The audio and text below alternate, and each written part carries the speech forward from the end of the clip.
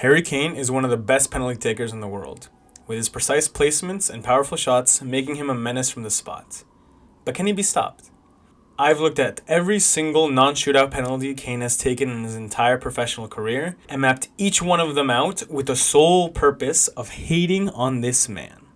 Overall, Kane has stepped up to the spot 104 times and scored 92, giving him a conversion rate of 88%. He's missed the goal on 4 occasions, meaning that as a keeper, you have a better chance of getting into Yale than having Kane miss against you. And he's had 8 of his attempts saved. The world-class keepers that can proudly say they've saved a Kane penalty are Pulpo Romero, Jamie McDonald, Arijanet Muric, Florian Stritzel, and then some other random guys. Now, here is Harry Kane's entire penalty history mapped out.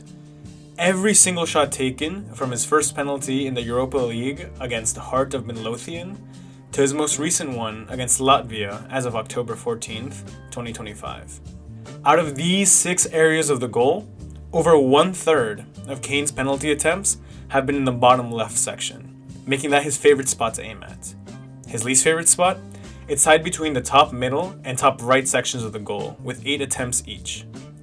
Though, funnily enough, Kane has never missed a penalty going for the top right corner. Now, before you start jumping over to the bottom left all willy-nilly, there's a few things you should know about Kane. Firstly, look at where he places these shots. This spot is automatic for him. He's had keepers jump early here, and he still beats them. You'd have to jump before he's even started his run-up to save some of these. Matter of fact, this goes for some of these other corners too. He's just too nice with his placement sometimes. Another thing that's recently made him even more dangerous, though, is his willingness to change. Kane used to have an old approach that was goalkeeper independent, meaning that he wouldn't care about the keeper or his antics, he'd just pick a spot and shoot. But since the middle of the 23-24 season, he's changed to a more goalkeeper dependent style, pausing his run-up before kicking the ball to see how the goalkeeper reacts and then putting it to the opposite side. So now he's added another penalty technique that he mixes in with his regular style, making him more unpredictable. And just in case you don't fully understand how cracked he is, before his last miss versus SV Wehen Wiesbaden, Kane had scored 31 penalties in a row. This perfect run stretched through both the 23-24 and 24-25 seasons, making it the 4th time he's gone through a whole season without missing a single penalty. So you might be thinking, damn, he can shoot well, he mixes up his technique, he's consistent, he's hot, there's nothing you can do. But don't worry, me, with my expert analysis skills, is here to tell you exactly what to do if you ever find yourself in this unfortunate scenario. The first thing we need to understand is why Kane decided to change his technique and essentially his penalty philosophy, even though he was already a very successful taker. Jose Mourinho once said that Kane, days before a game, knows exactly where he's going to shoot his pen and practice it relentlessly. This gave him a lot of confidence for his first one, but would put the location of the second one up in the air. This in turn caused him to try to put his shot in a spot where the keeper wouldn't be able to reach it, trying to take them out of the equation entirely, which was in line with his goalkeeper independent approach. But this spot, which was usually the top left area, is high risk, especially when you're trying to blast your shot into the very upper part. It leaves little margin for error. And because of that, he missed 2 of these second penalties in a row. One was against Eintracht Frankfurt in the 22-23 Champions League, and the other, which you're more familiar with if you're an England fan, was against France in the quarterfinals of the World Cup.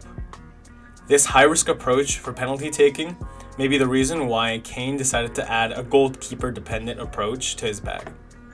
Now that we understand that, we need to figure out the frequency at which he pauses and doesn't. Since he's only recently started implementing this technique, it makes sense to just focus on the stretch of games starting from the 23-24 Champions League quarterfinal against Arsenal if we want to stop him. From that Arsenal game, Kane has stepped up to the spot 26 times, and he decided to pause for 15 or 58% of them. I could just leave it at that and tell you to flip a coin to choose what to do, but there are some important things to know. This stretch of games has instances where he's had to take multiple penalties in one game. And every time Kane had to do this, he has always altered his technique. So if he paused for the first pen, he won't for the second, and vice versa. Because he now has two different styles, it gives him a clearer vision and lets him take less risk if he has to take a second one, avoiding those issues that cause him to miss against Frankfurt in France. Because of that, we need to look at the first penalties he's taken to see if we can see a higher tendency to be able to decide what to do. Out of the 20 first penalties he's taken, Kane has paused for 13 of them, or 65% of the time. So clearly, we can see that he shows a preference to pausing his run-up.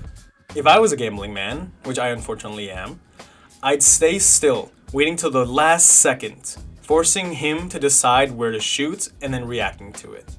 There's a chance that he could place his shot poorly and within your reach if he can't decide where to shoot. I would especially do this if I was a keeper that tends to dive early. But you better not move even a single ball hair, because this guy will absolutely sniff that out. You could also try faking like you're going one way and then quickly dive to the other, but as Baumann here learned, he might just put it in the corner anyway. Now, there's also some game situations that can indicate what Kane is going to do. When the game is tied, he favors pausing, which he's done 8 out of 12 times in this situation, or 8 out of 11 if we're only counting first penalties. More importantly, Kane has never paused when his team is losing.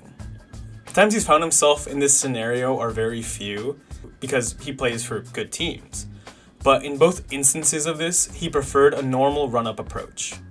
So if you find yourself facing a Kane penalty and he's losing, you better be ready to dive and guess where he's going to shoot.